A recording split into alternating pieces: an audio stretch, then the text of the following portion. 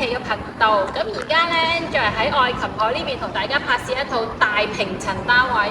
哇！呢個單位嘅景觀超正啊 ，Angel 係超中意㗎，因為佢景觀視野非常之好，可以睇到我哋嘅海景啦、別墅區啦，同埋我哋嘅園林景區。主要係呢個海景咧，同平時我哋睇到嗰種一線海景係完全唔一樣嘅 feel 啊！真係好正啊呢個！如果有需要大平層三代同堂都想一齊住嘅朋友，呢一套單位一定唔好易錯過啦嚇！咁而家咧我就喺愛琴海呢邊嘅呢個小區屋苑入邊咧，呢個綠化都係非常之好噶啦，而且愛琴海呢邊咧一出門咧就係我哋嘅三期交通中心啦，同埋我哋嘅街市啦，有2個街市，其實一共有10里呢邊只有3個街市嘅啫。咁喺愛琴海呢邊咧有2個街市。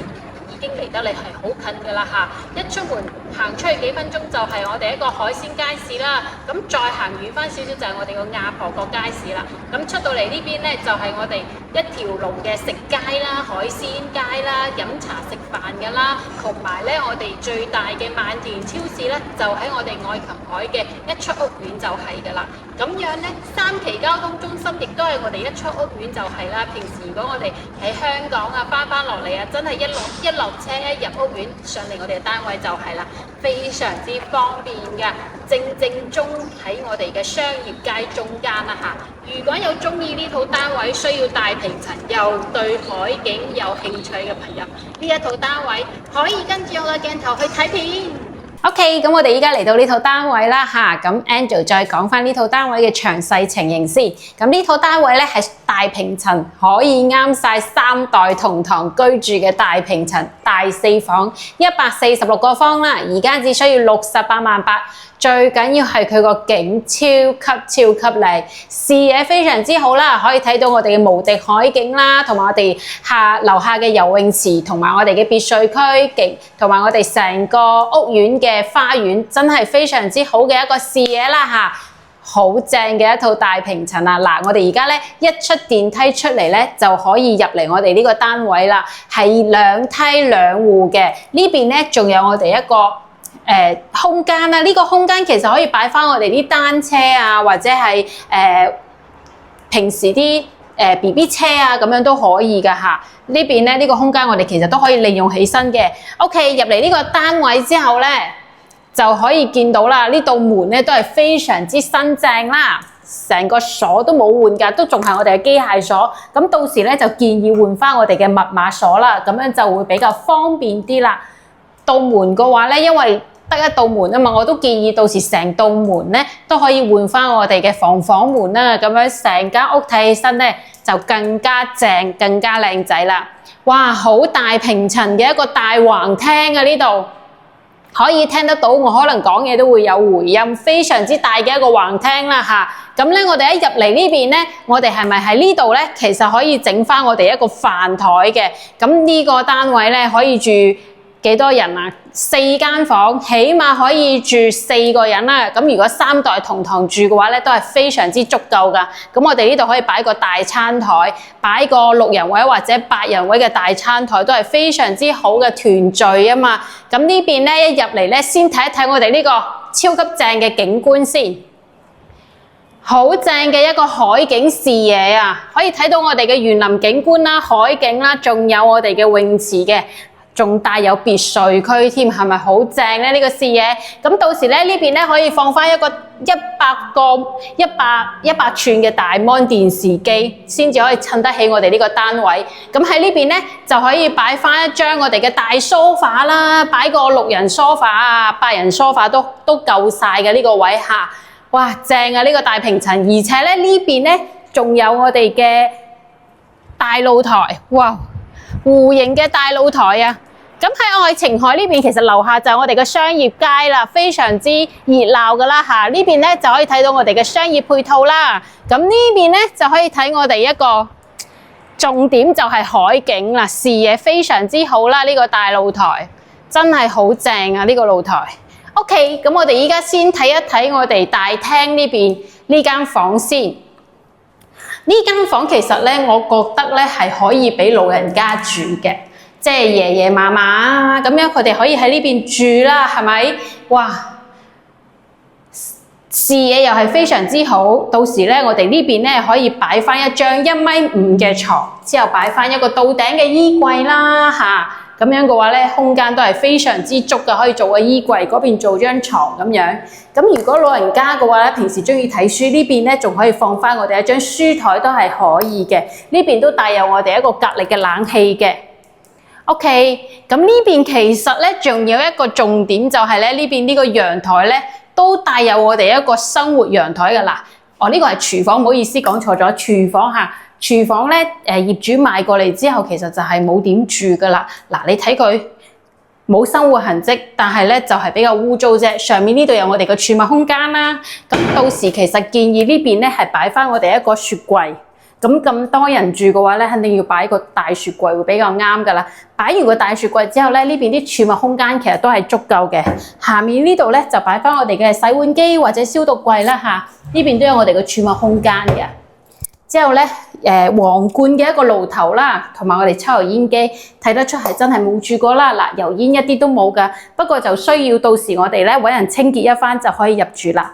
嗱，嗰邊係咪可以擺洗碗機？呢邊可以擺消毒櫃喎，我見到啦，有2個空位嘅。咁到時呢度咧擺翻消毒櫃，咁多人住咧會衞生啲咁樣。呢邊仲有個生活陽台，封晒窗啦。呢個生活陽台都係好大噶，主要睇我哋嘅商業街啦，同埋我哋山景啦，視野都係非常之開闊嘅呢一套單位嚇，好光猛成間屋。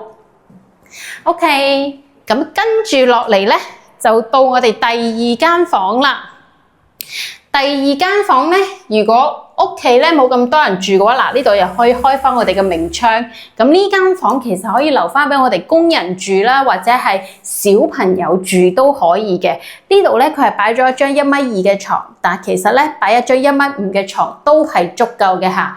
有我哋嘅隔離冷氣啦，到時咧呢邊咧光猛可以擺我哋嘅書台啦，俾小朋友做功課又好啦，睇書都可以嘅。咁呢邊咧就可以擺翻我哋一個衣櫃啦。都係夠噶啦嚇，或者係呢邊擺我哋嘅衣櫃，其實都係可以嘅嚇。之後咧，仲有我哋嘅第3間房啦。第3間房嘅話，哇，非常之光猛，而且佢仲多咗個飄窗添，哇，視野都係非常之好噶。呢邊咧佢擺咗一張1.2米嘅床，實質上其實呢邊都一樣係擺咗1.5米嘅床都可以啦。咁飄窗呢度其實我哋就可以利用起身啦，去網上咧買翻一個飄窗墊咧坐喺呢度，或者咧呢邊放張梳化凳，呢度放張台仔，我哋又可以坐喺嗰度咧睇住景啊，曬住太陽睇書都係非常之好噶。在呢邊咧再加一個衣櫃，就可以利用起身啦。嗱，呢邊咧就係我哋嘅工位啦。公用嘅洗手間都係乾濕分區嘅，而且佢有個明窗，非常之好啦，又透氣又光猛啦。咁呢個咧花灑啊、淋浴間啊都係比較闊落啲嘅嚇。佢只不過係真係買翻嚟太耐冇住，就有少少塵啦。打掃一下咧，同埋我哋呢個廁所板非智能嘅廁所咧，就需要換翻個廁所板，咁就 OK 噶啦。換個廁所板其實都係100零200蚊可以噶啦嚇。咁呢邊咧呢個洗手池咧，其實咧佢交收時咧，佢呢個標準就係比較矮翻少少嘅。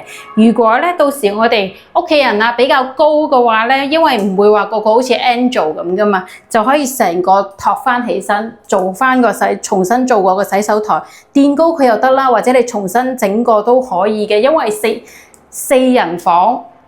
即係唔係4間房嘅話，居住嘅人肯定會比較多啲噶啦。咁到時我哋呢邊咧可以整翻個置物櫃，整多個置物櫃，咁樣嘅話，儲物空間就會多翻啲啦嚇。新係好新淨嘅，我睇下先。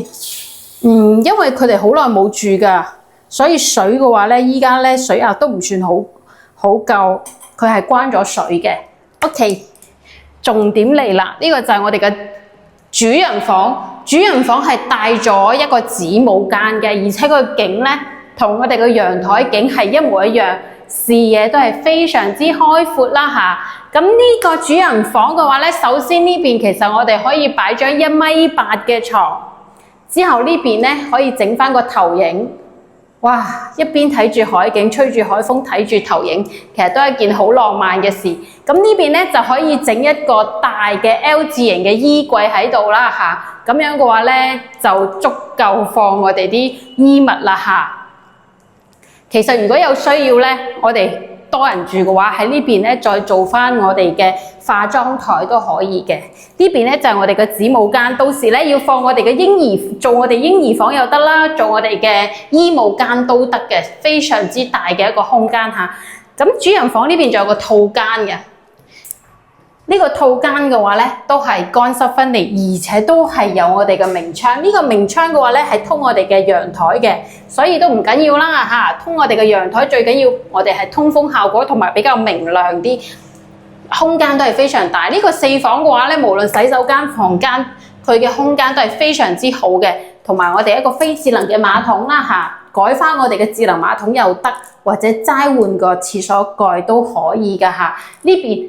不過如果呢邊做衣帽間，呢邊如果係夠儲物空間咧，咁就唔需要再整一個置物櫃。如果係唔夠嘅話，呢邊其實整翻個置物櫃都係非常之好啦嚇。